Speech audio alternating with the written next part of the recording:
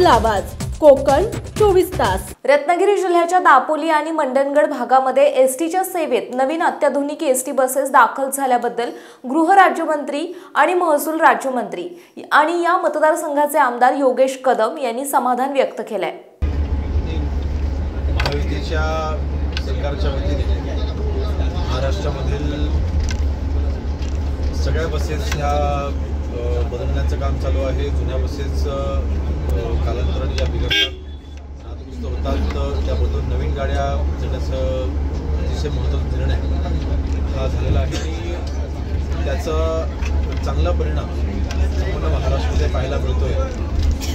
माझ्या दापोली मतदारसंघामधील दापोली तालुक्यामध्ये विशेषतः ह्या नवीन बसेस सरकारच्या वतीने येत असताना ई बसेस म्हणजे प्रदूषण विरहित आणि पूर्णपणे इलेक्ट्रिकमध्ये चालणाऱ्या बसेस आज स्थापित झालेल्या आहेत। दापोली तालुक्यासाठी 10 बसेस आज कार्यरत होत आहेत। पुढच्या कालावधीमध्ये अजून 15 बसेस अजून जवळपास 25 बसेस ह्या दापोली तालुक्याला मिळणार आहेत।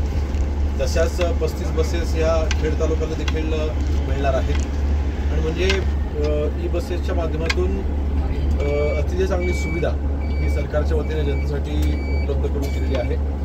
मी महाराष्ट्र राज्याचे मुख्यमंत्री देवेंद्र फडणवीस साहेब, उपमुख्यमंत्री एकनाथ शिंदे साहेब, माननीय अजितदादा आणि परिवहन मंत्री सरनाईक साहेब यांचं मनापासून अभिनंदन करतो, आभार मानतो। जनतेच्या वतीने अतिशय चांगली सुविधा आहे आणि आपण बस जर का पाहिली तर सगळ्या सुविधा उपलब्ध असलेली ही बस आहे आणि इलेक्ट्रिक बस म्हटल्यानंतर मला वाटतं 1-2 तासाच्या चार्जिंगने 300 किलोमीटर ही बस धावू शकते आणि आपल्याला कल्पना आहे की आता बहुतेक महाराष्ट्रामध्ये सगळ्याच ठिकाणी आता चार्जिंगचे पॉईंट्स आता उपलब्ध करून महाराष्ट्र सरकारने दिलेले आहेत। तर अशा वेळेस एक चांगली सोय सुविधा ही सर्वसामान्य नागरिकांकरता महाराष्ट्रामधल्या सर्वसामान्य नागरिकांकरता माहिती सरकारने उपलब्ध करून दिलेली आहे।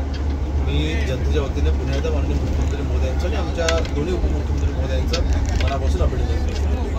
रत्नागिरी जिल्ह्यात एसटीच्या सेवेत लवकरच नवीन 150 अत्याधुनिक बसेस दाखल होतील असे गृह राज्यमंत्री तथा महसूल राज्यमंत्री योगेश कदम पत्रकारांशी बोलताना म्हणाले। आता मागणी नाहीये, आता रत्नागिरीचे डिस्ट्रिक्ट आता इथे आहेत जवळपास 150 बसेस या रत्नागिरी जिल्ह्याकरिता या उपलब्ध होत आहेत। त्याच्यामध्ये 35 बसेस या दापोलीला आहेत, 35 बसेस या खेडला आहेत, चिपळूणला आहेत आणि रत्नागिरीला आहेत। असे प्रमुख ह्या 4 तालुक्यामध्ये ह्या बसेस उपलब्ध करून मिळत आहेत आणि आपल्या कल्पना आहे की दापोली तालुका विशेषतः हा पर्यटकांनी गजबजलेला हा पूर्णपणे तालुका असतो। मोठ्या प्रमाणामध्ये महाराष्ट्रामधून कानाकोपऱ्यातून पर्यटक हे दापोली तालुक्यामध्ये येत असतात। दापोली तालुक्यामध्ये अनेक नागरिक हे मुंबई स्थित असतात, तिकडची रहदारी ही जास्त असते। जुन्या तक्रारी बसेसच्या वारंवार येत होत्या आणि अनेक वेळा आपण पाहायचो पावसाच्या दिवसांमध्ये छत गळतीचे देखील व्हिडिओ समोर यायचे।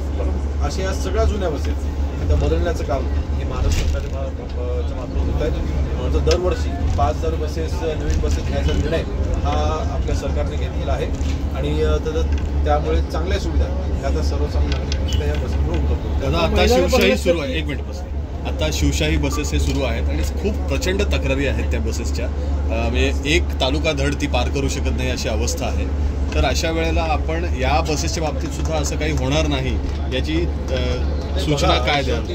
आता एखादी जेव्हा आपण गाडी विकत घेतो ती 5-7-8 वर्षांनी ती खराब होतेच ना, एक गाडी काय आपण आयुष्यभर वापरत नाही, त्यामुळे जुन्या गाड्या ह्या कालांतराने ज्या नादुरुस्त होतात।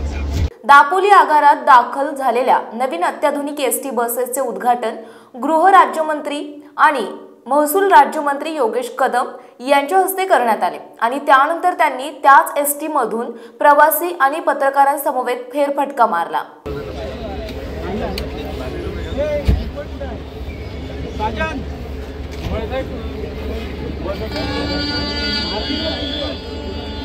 मी मान्यवरांना विनंती करते या ठिकाणी श्रीफळ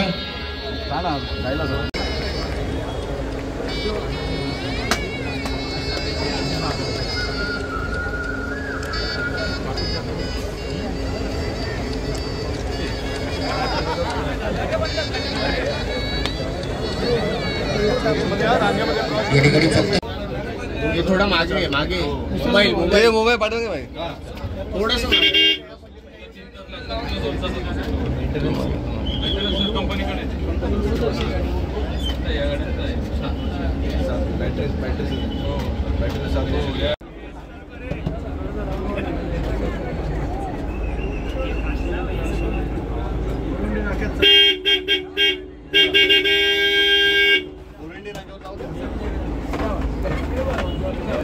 ह्याला हे किती आहे?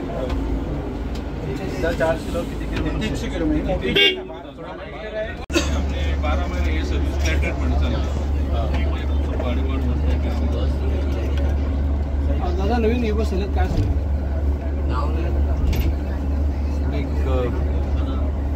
आपलं घ्या ना बाईट घेतलं. दापोली आगारात दाखल झालेल्या नवीन अत्याधुनिक एसटी बसेसमुळे प्रवाशांना उत्तम आणि चांगली सर्व्हिस मिळेल असा विश्वास महसूल राज्यमंत्री योगेश कदम यांनी व्यक्त केला.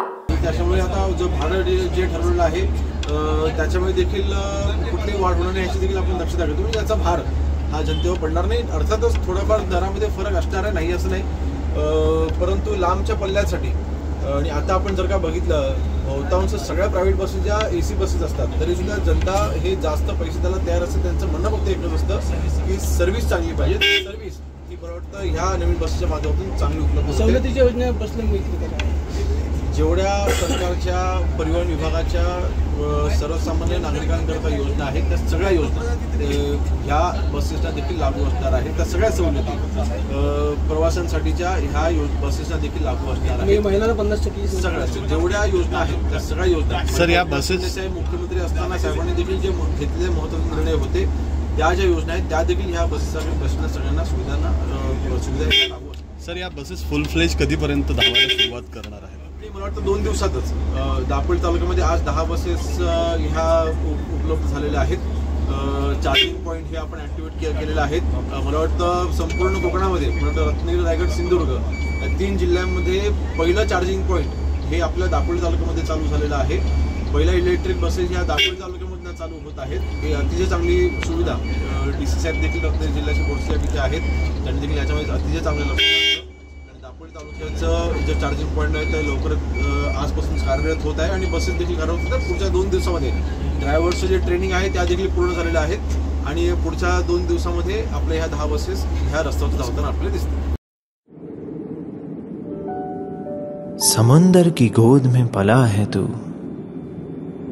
अंगड़ाई लेते ही लहरें शुरू, आज यौवन की मस्ती छोड़, ले चलता हूं तुझे एक नए मोड़, आजा तुझे माँ पुकारे अब, छेड़ देते हैं बीच से कुछ शरारत हंसी, गले लगा ले उसे ए फकीर, इंतजार कर रहा है तेरा तो, चल दे देते हैं उसे फसल की खूबसूरती तो, आजा तुझे माँ पुकारे अब, उन्हें भी देनी है एक नई पहचान, आजा तुझे माँ पुकारे अब।